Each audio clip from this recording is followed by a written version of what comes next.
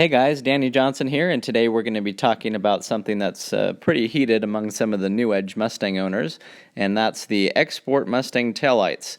These are also known as amber taillights or Cobra taillights, depending on the year. And so today we're going to talk about them and kind of go over why they're a popular modification to put on the car and how hard they are to get and what they cost and just some of the controversy over them. So to start off, you may notice that the New Edge Mustang, the taillights are pretty much all red except for a reverse light. The turn signals are just the outer two lights lighting up in red. But however, you can also find what they call the export taillights. Needless to say, there have been changes needed to be made for export countries that require an amber color. A quick run over to eBay and you'd be amazed to see that these taillights in good condition can be selling anywhere from the $500 range all the way up into the $600 range for a pretty good set. And believe it or not, there are people who are asking $700 or more for these. Now, some of this might be demand, but you could also imagine if this was a law and required you to have these taillights in your country where you live, that it would also be kind of a high demand item if you couldn't find some aftermarket ones that would work. So the question is, why would somebody put these into their car? As you can see, I've put them in my 2004 SVT Cobra Terminator, and I did that because of a few things. I like the way that they look. I think that they should have come on the Terminator, as I'll show you here in a minute. And also, they are kind of a nice little Easter egg for people who know what they are, as well as they do take a little effort to put in. Part of the demand for these also is that it's a Ford-only part, and there have been people who've tried to reproduce them and have gotten sued for it. And so, being that they only came on the Cobras, that's really the only place you can find them other than some export Mustangs. They are pretty hard to find. And to tell you the truth, the treasure hunt portion of it was also a lot of fun, and I think that's what led me to want to look for them and find them with the harnesses still intact, everything like that. So I'll talk about that, and we'll go into a little history here. In 1999, when the SVT Cobra came out, you could see that it had the amber taillights. There was no 2000 Cobra due to horsepower issues. That's another story. But the 2000 Cobra R SVT Cobra also had the amber taillights, as well as the 2001 SVT Cobra. And we also want to give a shout out to my friend Steve down in Australia, who has one of the very few 1 of 100 made 2002 SVT Cobras, and yes, it also has the export taillights on it. So you may be starting to see that this is kind of an SVT trend, and even the Special Project Boss V10 351 Mustang ended up having the Cobra taillights in it. Now, a lot of these other cars were also part of test mules that they would use. So when Ford and SVT was tinkering around with a car, they were using an old 01 Cobra, as was the case especially with the 03 Cobra. When they shoehorned its supercharged engine in for testing, it went into an older Cobra. So some of it may be just because that's what SVT was using as their other cars. Now, there's a very good book on the development of the 03 and 04 SVT Cobra called Iron Fist Lead Foot.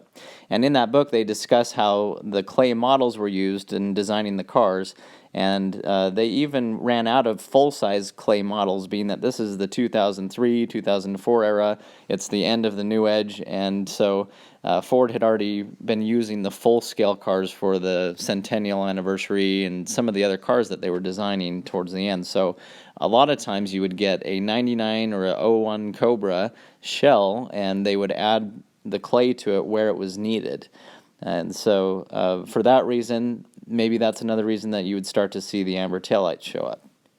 However, if you do look at the Terminator concept, it did have the amber taillights in it, even not the regular carryover ones. And then as it went into more and more of a production, you could see those amber taillights were still there.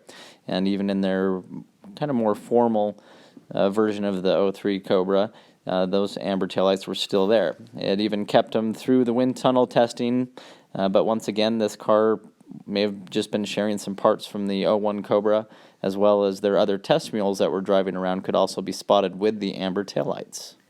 So it's pretty cool to see them on all the pre-production cars, and in my opinion, I think maybe another cause was they were running out of these taillights since this was getting towards the end of the New Edge Mustangs. This was 2003 and 2004 were the last ones, so maybe it was something to do with that, or maybe an added expense to the Terminator, as we know it was already over budget. But anyway, it was pretty cool to see. So in all my research for it and figuring out how to wire them up, because they aren't exactly just plug and play, I have made a 2-part install series on it. And it's not too bad. It's just you got to follow the steps. You got to wire things up properly, and having the Cobra original harness helps, so that's part of the treasure hunt factor. And once you get them wired up, you also have to change out a few other things, like there's a relay that's underneath the dash that's going to slow the signal down once it's swapped out, and so if you don't have that, then it flashes really fast and doesn't work that right. Underneath the dash, there's also a wire that a lot of people, they say to cut it. I didn't want to do that, so I show in my video how to drop the steering column, locate the actual harness of where that wire is that needs to be interrupted. And once you find it, it's a green wire going into that harness. But once again, I take it a step further than that and show you how to disconnect the actual pin so you could plug it back in one day if you ever decided to go back to regular taillights. So keep your eyes out for these taillights. You'll see them appear on a lot of really cool builds because people just want to add that other dimension to the back of the car, give it a little bit of something else that stands out. I think with Mustangs too, it's not very too popular to be changing around a lot of the styling on it too extremely. You don't want to go for ricer taillights or anything like that. So I think this appeals to a lot of people to have a Ford part that's still rare and different, that's going to give you a kind of a different look. It's going to add more dimension and color to it, and a lot of these other colors they look great on. They contrast really well, so it's kind of an inner circle thing, kind of a almost like a status thing. A lot of people put them in for different reasons, just because they find them at the junkyard, just because they want them, because they've seen them on other cars, because they really look good. I mean, they're an SVT thing. I mean, I already told you some of the reasons I like, but anyway, that's why I like these taillights. That's why I decided to put them in. It's something that could easily be reversed. So let me know in the comments what you think, and if you think they're worth the money, if you think they're worth the hassle to install, if you think they're just a trend, go ahead and put in the comments what you think about it. So one last thing to close out this video, that these taillights are also available on the SN95, 94 through 98s.